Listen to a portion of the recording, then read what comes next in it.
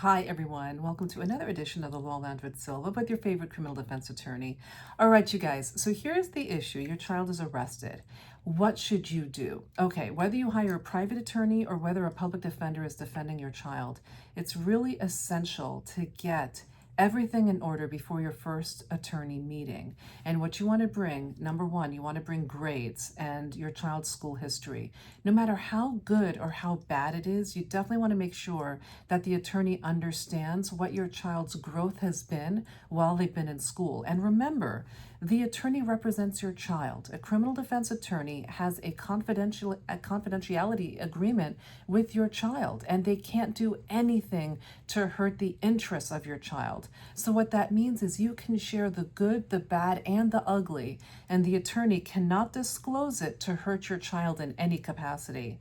So school grades really important. Whether your child has an IEP or a 504 plan, if there are any kind of educational needs that are being met by the school, or even if the child has educational needs and the school is not recognizing that, that can also help the case because the child's needs have not been met adequately, and you might even have a lawsuit against the school.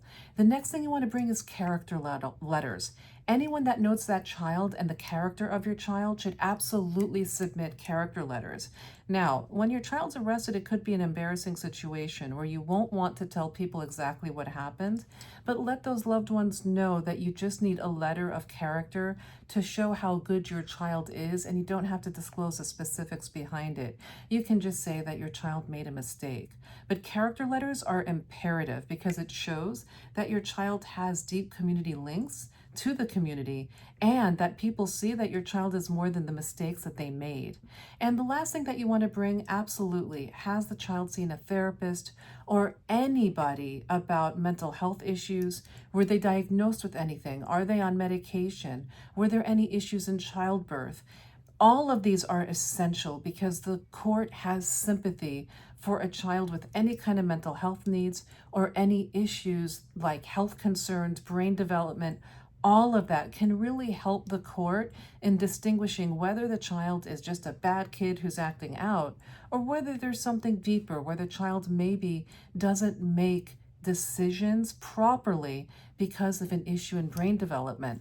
All of it will help your attorney have the best defense for your child, and make sure that attorney understands juvenile practice.